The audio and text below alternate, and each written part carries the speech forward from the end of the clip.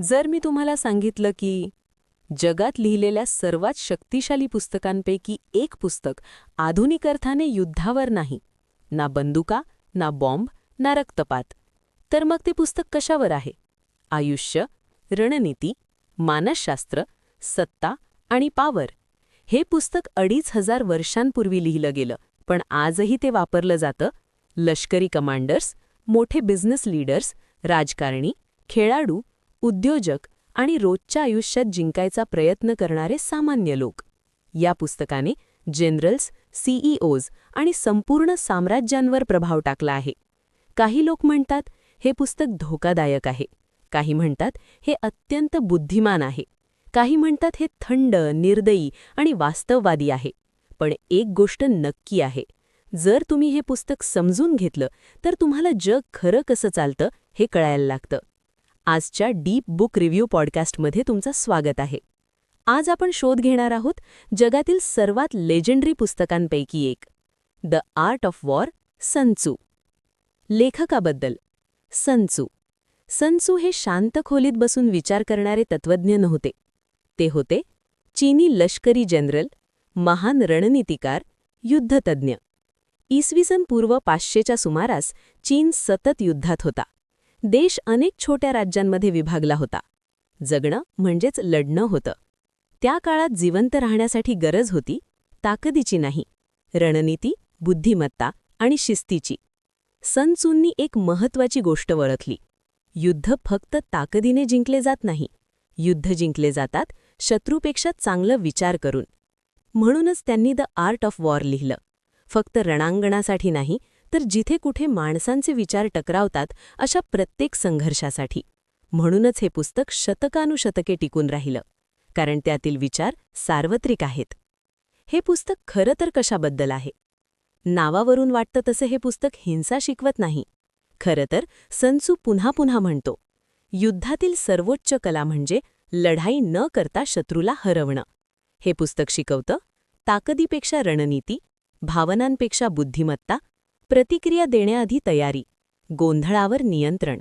हे पुस्तक तुम्हाला शिकवतं विनाकारण संघर्ष न करता जिंकायला, तुमची ऊर्जा वाचवायला, माणसांचं मानसशास्त्र समजायला, इतर घाबरलेले असताना शांत राहायला.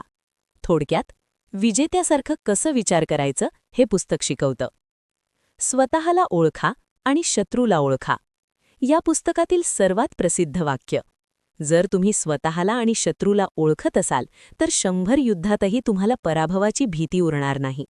हे फक्त युद्धासाठी नाही, हे आयुष्यासाठी आहे. सन त्सू सांगतो, तुमच्या ताकदी माहीत नसतील तर तुम्ही त्यांचा गैरवापर कराल.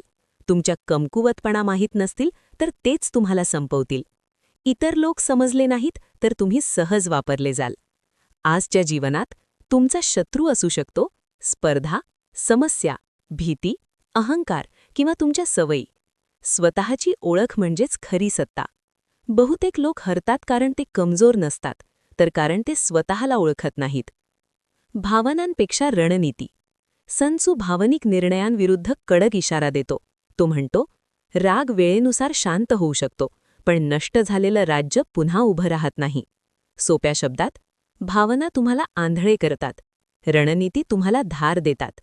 खऱ्या आयुष्यात रागीट शब्द नाती तोडतात, भावनिक निर्णय करिअर बिघडवतात, अहंकारातून घेतलेले निर्णय पश्चाताप देतात. सन त्सू शिकवतो भावनिक शिस्त. शांत मन नेहमी प्रतिक्रियात्मक मनावर विजय मिळवतं. प्रत्येक युद्ध फसवणुकीवर आधारलेलं असतं. हे वाक्य खूप गैरसमजलं जातं. सर्व युद्ध फसवणुकीवर आधारलेलं असतं. याचा अर्थ रोज खोटं बोलणं नाही. याचा अर्थ सगळ्या योजना उघड करू नका, तुमचा कमकुवतपणा दाखवू नका, अंदाज येईल असं वागू नका. आजच्या जगात हुशार लोक शांतपणे हालचाल करतात. पॉवरफुल लोक घोषणा करत नाहीत. तयार असलेले लोक घाबरत नाहीत. सन त्सू शिकवतो रणनीतिक शांतता. कधीकधी सर्वोत्तम चाल म्हणजे तुमची पुढची चाल कोणालाही न सांगणं. योग्य वेळेत सर्व काही ठरवते. सन त्सू वेळेवर खूप भर देतो.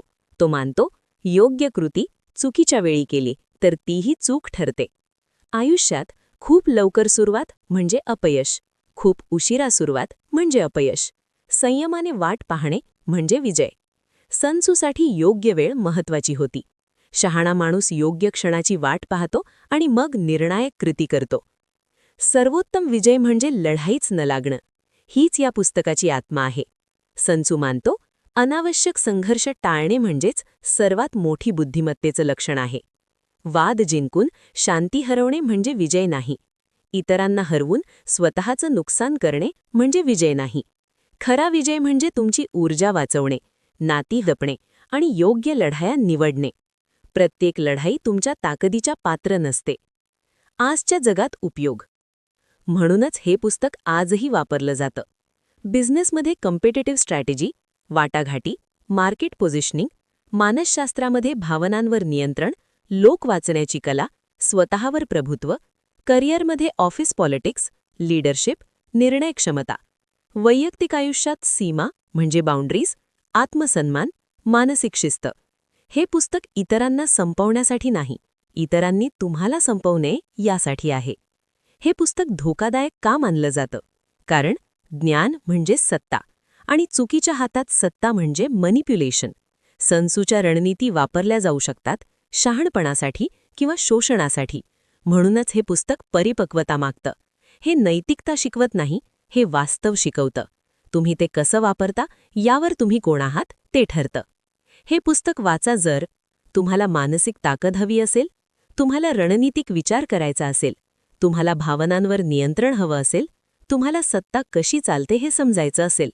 हे पुस्तक टाळा जर फक्त क्विक मोटिवेशन हवी असेल, खोल विचार करायला आवडत नसेल, सत्यापेक्षा आराम हवा असेल. Final rating 9/10. हे पुस्तक एकदा वाचून संपणारं नाही. हे पुस्तक आयुष्यभर उलगडत जातं. जर या रिव्ह्यूमुळे तुम्ही खोल विचार करायला लागलात तर या पुस्तकाने आपलं काम केलं आहे. हा पॉडकास्ट आवडला असेल तर लाईक करा, चॅनल सबस्क्राईब करा आणि हा पॉडकास्ट एका विचार करणाऱ्या व्यक्तीसोबत शेअर करा. आणि सन त्सूचा शेवटचा धडा लक्षात ठेवा. विजयी योद्धे आधी जिंकतात आणि मग युद्धात उतरतात, तर पराभूत योद्धे आधी युद्धात उतरतात आणि मग जिंकायचा प्रयत्न करतात. आधी विचार करा, शहाणपणाने कृती करा आणि लढाया हुशारीने निवडा.